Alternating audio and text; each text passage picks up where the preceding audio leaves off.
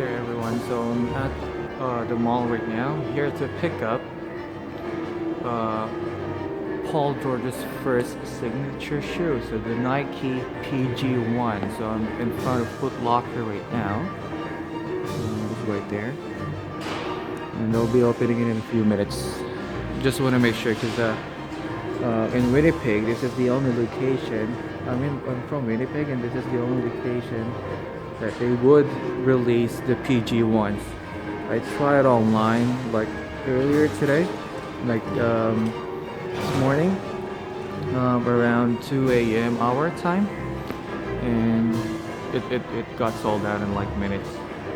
Um, I was trying to put it in my cart, but in just a few minutes it's gone. So fortunately, I would have to come down here. Alright, so I'm back from the mall, and here is my pickup.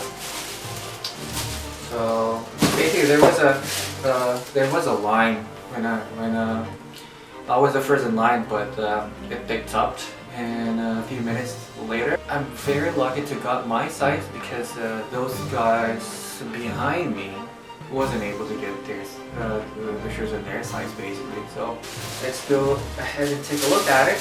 Basically, the thing about Nikes is that Foot Locker would basically allow you to try them on. Unlike Air Jordans, like right now, they wouldn't allow you to try it on first. For Nike signature releases, they would. So I'm a size 10, and what I got myself is a 10 and a half. Because when I try the 10s on, it's a little tight. I have a wide feet, so probably that's the reason why. And I tried a 10 and a half. It's still a little bit, tight, but it's okay. I think I needed this to break it in or something like that. So I got myself a 10 and a half. So here is basically the box. Nice boxing in there.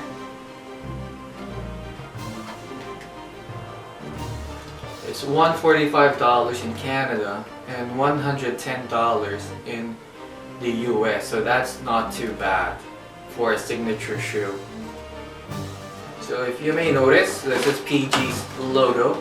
If you may notice, the design of the box looks like a cloud. Why?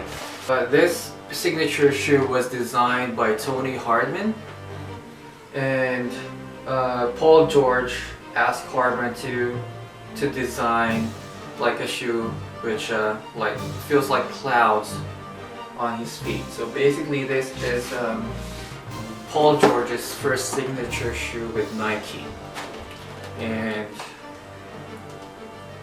I think he is the 14th athlete or a player to have his own signature shoe. It's awesome. Yeah, so let's take a look and check what's inside. Here's the receipts, and comes with the card. Nike promoting equality. It comes with this. Diversity or something. This is the shoe. This is beautiful. When I first saw these, I was like, I need to get one of those. I like the other colorway, which like grayish or something. But when I saw these on first glimpse on the pictures, man, it's awesome. So I told myself I'm gonna get myself one of these. And the price is not too bad. So basically, according to Nike, the Zoom Crusader, if I'm not mistaken, that is supposed to be Paul George's first signature shoe. I don't know what happened, why it got delayed to something like this, but now this is something that Paul George can call his own. So awesome shoe. So let me give you the details of it. So black with some icy sole. which like grayish in there, you can see. This is icy, which has like invincibility cloak, you know, like the All-Star Game, Air Jordan's All-Star Game colorway, something like that, similar to the sole.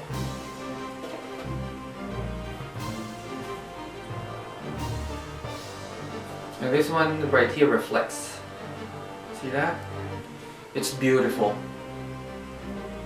And it's worth it for like $110, $145 in Canada.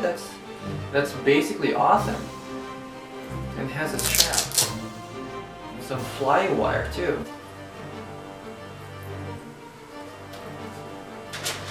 Not sure.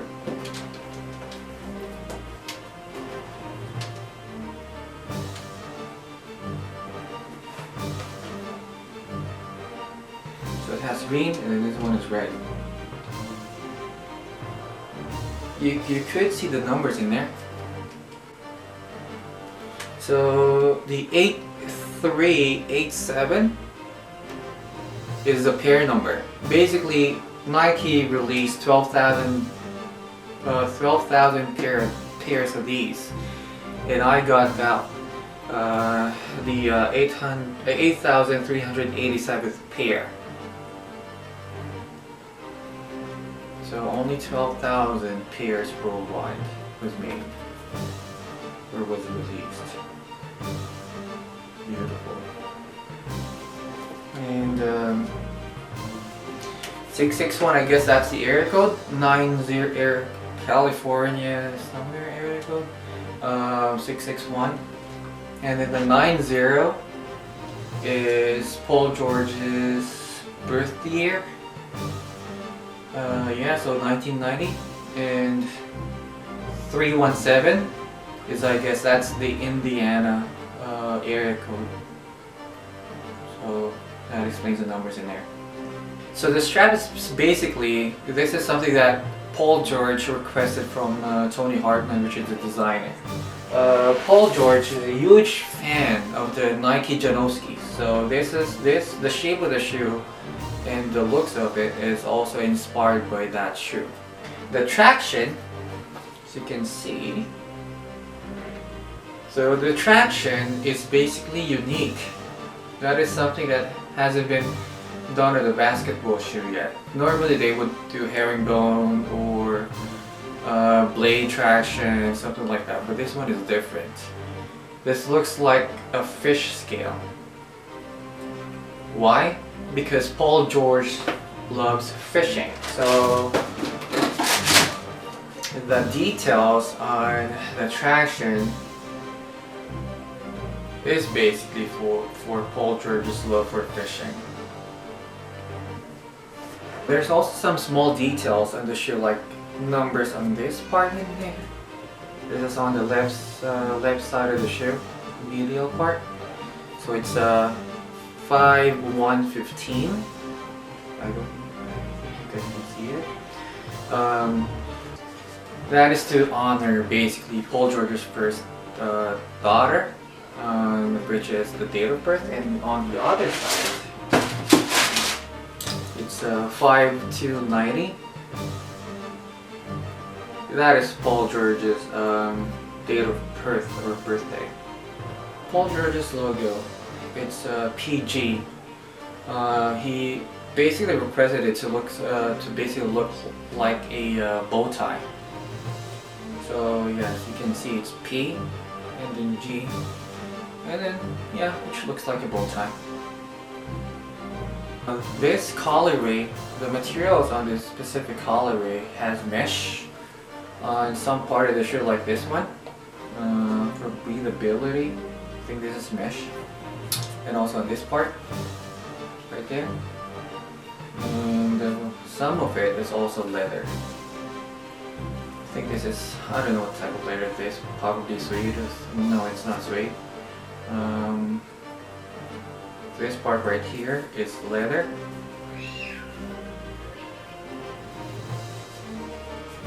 And some of it is basically mesh. And then on the heels, it's Paul George's number, PG 13, so that's awesome. On the cushioning, the Nike used Zoom Air for the shoe. So it's a good timing because I do have a game today. So I'm gonna wear this out and I'm gonna try it out and let's see what happens. So I'm gonna give you a performance review of the Nike PG ones. But this shoe is awesome. So let's just see how it performs.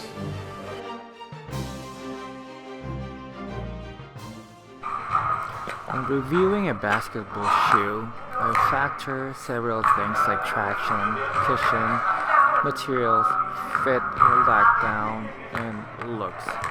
So I already played in them twice and used it at a clean court and also a dirty court. So let's start with basically the traction.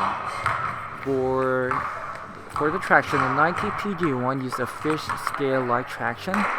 So if you look closely at the scales, it is basically a smaller version of multi-directional blade traction. So it works fine on clean courts and it works multi-directional, so front, back, and side to sides. On dirtier courts though, you would have to wipe it with your hand from time to time. So for me, traction is okay, but not great. So basically rated as 7 out of 10.